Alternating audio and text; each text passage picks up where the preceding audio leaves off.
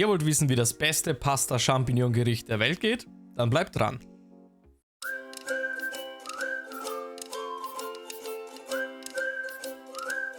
Zuerst ein kleiner Überblick über die Zutaten. Wir haben hier einen guten Teelöffel Butter, ein bisschen Öl, eine große Zwiebel, 2 Knoblauchzehen, wenn man am Abend noch was vorhat, ansonsten 4, 400 Gramm braune Champignons, 200 Milliliter Sahne, 250 Milliliter Gemüsebrühe, etwas Salz, Pfeffer und einen guten Teelöffel Paprikapulver. Dann natürlich noch ganz wichtig, Nudeln eurer Wahl. Ich nehme hier jetzt Spaghetti, ich habe mich hier für die dickeren entschieden, denn ich mag dicke Nudeln.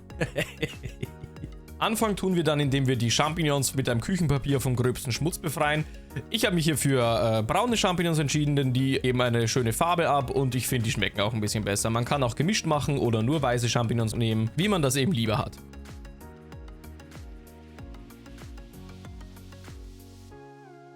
Im nächsten Schritt werden die Champignons in kleine Scheiben geschnitten.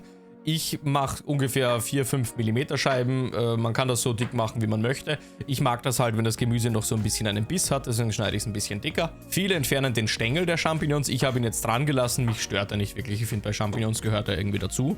Aber ihr könnt den auch gerne wegschneiden, wenn ihr das möchtet.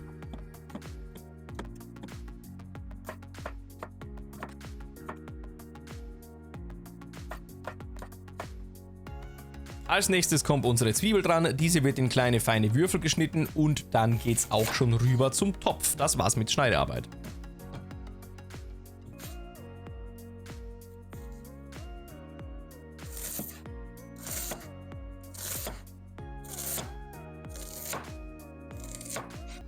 In die Pfanne kommt jetzt mal das Öl und die Butter. Mir ist das Öl hier leider etwas zu heiß geworden, weil ich ein bisschen zu lange gewartet habe, aber ich habe das gleich runter reduziert.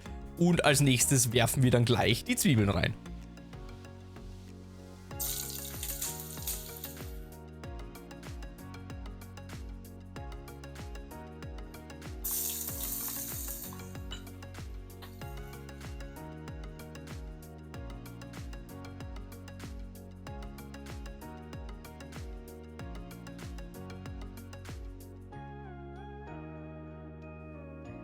Zu den Zwiebeln kommt dann der Knoblauch dazu, den kann man entweder fein hacken oder pressen.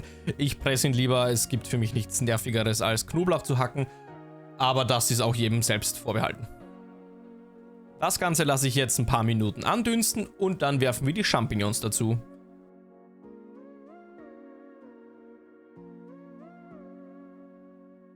Wenn ich die Champignons reinwerfe, drehe ich die Hitze nochmal ein bisschen auf, dass die Champignons schön geröstet werden. Diese rösten dann jetzt so lange vor sich hin, bis sie ein bisschen zusammengefallen sind und nicht mehr ganz so hart sind.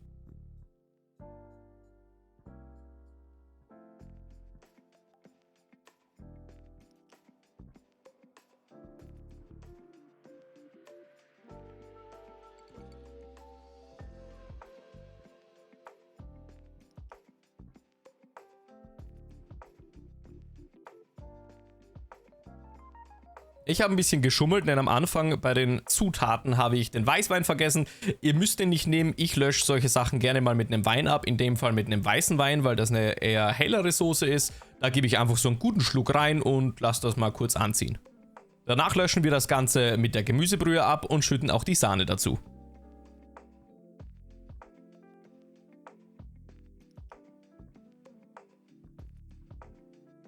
Das war jetzt eigentlich schon auch die ganze Hexerei. Ich lasse das Ganze jetzt so 4-5 Minuten köcheln, bis es ein bisschen Farbe entwickelt, bis es ein bisschen einreduziert. Wenn ich Weißwein dazugebe, so wie in dem Fall, warte ich meistens, bis ich den Weißwein nicht mehr so intensiv riechen kann und dann weiß ich, dass alles gut ausgekocht ist und wir weitermachen können. Als nächstes unsere Salz-Pfeffer-Paprikapulver-Mischung und kurz durchrühren.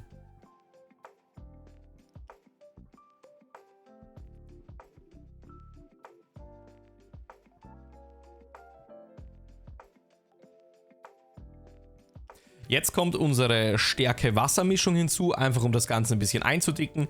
Man kann auch sehr gerne Käse dazu nehmen oder Parmesan. Das ändert natürlich etwas den Geschmack, aber ist auch ein gutes Bindemittel, wenn man jetzt keine Speisestärke reinmachen möchte. Zum Schluss kommt noch etwas Petersilie rein für die Farbe und damit es etwas gesünder aussieht. Und da rühre ich das Ganze nochmal durch und lasse es noch 1, 2, 3 Minütchen köcheln, bis es die gewünschte Konsistenz erreicht hat. Dann heißt es eigentlich nur noch, die Nudeln schön auf einem Teller anrichten, Soße darüber und schon kann man das genießen. Das ist ein super, super simples Rezept, das aber ordentlich Power hinter den Ohren hat. Ich wünsche euch sehr viel Spaß beim Nachkochen. Lasst mir gerne ein Like und ein Abo da für zukünftige Videos und erzählt mir gerne in den Kommentaren, wie ihr es denn nachgekocht habt und ob es euch geschmeckt hat. Ich hoffe, wir sehen uns im nächsten Video. Haut rein, tschüss, ciao und servus.